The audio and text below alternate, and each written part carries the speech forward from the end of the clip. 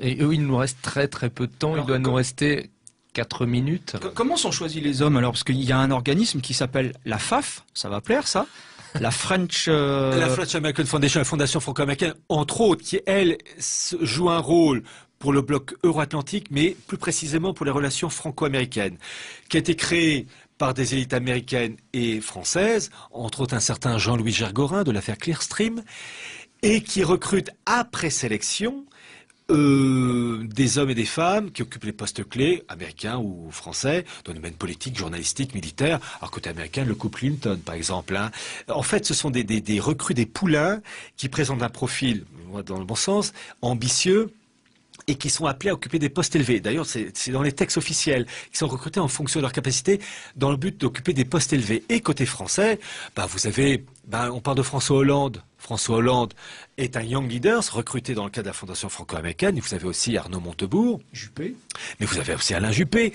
Vous avez eu... Young Leader, Alain Juppé, les gars. Oui, Anne Lauvergeon d'Areva, des grands voilà. des patrons Et il y a d'Avas. une femme qu'on ne connaît pas, qui s'appelle Emmanuelle Mignon, qui a été, durant la première année, ou les 2 premières années, je ne sais plus, enfin tout au début du quinquennat de Nicolas Sarkozy, sa directrice de cabinet.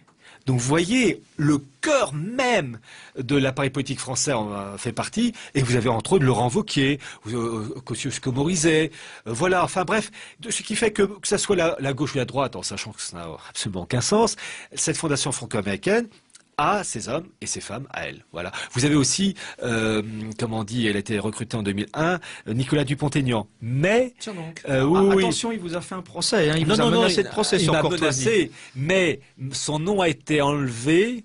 Du site internet de la Fondation franco-américaine, il a demandé parce qu'il me menaçait de poursuite, mais oui, mais son nom était toujours sur la page. Alors lui, il disait toujours, et il mentait, il racontait des histoires, qu'il avait prononcé uniquement une conférence. Mais c'est pas ça le truc. Pour être Young Leaders, il suffit de lire les textes officiels. Il faut être sélectionné. C'est comme passer un concours. C'est un oral. Il faut remplir le papier officiel. Vous êtes convoqué tel jour, telle heure. Et vous êtes retenu si vous apportez des cautions. On dit qu'un celui-là est intéressant, on le garde. Et c'est comme ça. Voilà. Maintenant, son nom a été enlevé. Mais moi, j'ai les documents d'origine, donc je suis un grand sentimental, je conserve.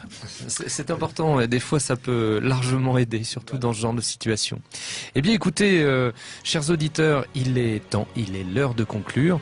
En tous les cas, Pierre Hilard, c'était passionnant. Je vous remercie vraiment. Merci de m'avoir invité. Et je demande aux auditeurs, l'ennemi a le très gros moyen, mais il perdra. Nous serons vainqueurs. Mais il faut s'instruire, car il faut connaître l'ennemi, ses origines, ses buts.